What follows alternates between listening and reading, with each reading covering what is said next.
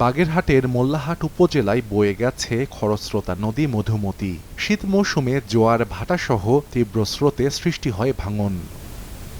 গত কয়েক মাসে উপজেলা সদরসহ ৩ কিলোমিটার এলাকায় সড়ক, বসতবাড়ি, ফসলি জমি ও শিক্ষা প্রতিষ্ঠান সহ ৫ শতাধিক স্থাপনা বিলীন হয়েছে নদীগর্ভে। মাথা গোঁজার ঠাঁই হারিয়েছে অন্তত ৫০০ পরিবার। নদী ভাঙন আতঙ্ক নিয়েই দিন কাটছে স্থানীয়দের। এজন্য কার্যকরী বাঁধ নির্মাণের দাবি এলাকাবাসীর।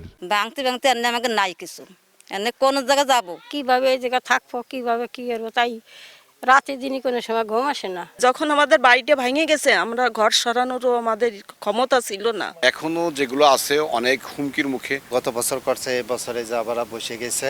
দিশার আমরা ভূমিহীন, দিন দিন ভূমিহীন হয়ে যাচ্ছি। ভাঙনের ফলে এখান থেকে যাতায়াত কষ্টকর। বাদ পরিস্থিতি নিয়ে আমরা ভয় এবং আতঙ্কের মধ্যে আছি। সরকার আমাদের একটু সাহায্য করতো, আমাদের ভালো হতো। ভাঙনটা ঠেকাবার জন্য একটা নতুন বাইলিংয়ের ব্যবস্থা করা হয় এবং সেটা হবে সিসি ব্লক। প্রায় ২০ বছর ধরে মোল্লাহাট উপজেলায় মধুমতির ভাঙন অব্যাহত। অস্থায়ীভাবে ব্যবস্থা নেওয়া হলেও টেকসই হয় না ১ বছরও।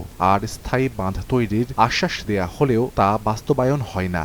গারফা বাজার এবং সোনাপুর এলাকা রক্ষার্থে একটি প্রকল্প প্রস্তাবনা প্রস্তুত করা হচ্ছে। আশা করছি প্রকল্পটি অনুমোদিত হলে দ্রুতই এখানে কাজ বাস্তবায়ন করে এই এলাকার ভাঙন রোধ করা সম্ভব হবে। জেলার রামপাল, মোরেলগঞ্জ সদর ও মোংলা সহ ৫ উপজেলার ৭ কিলোমিটারের বেশি এলাকায় অব্যাহত নদী ভাঙন। সময় সংবাদ, বাগেরহাট।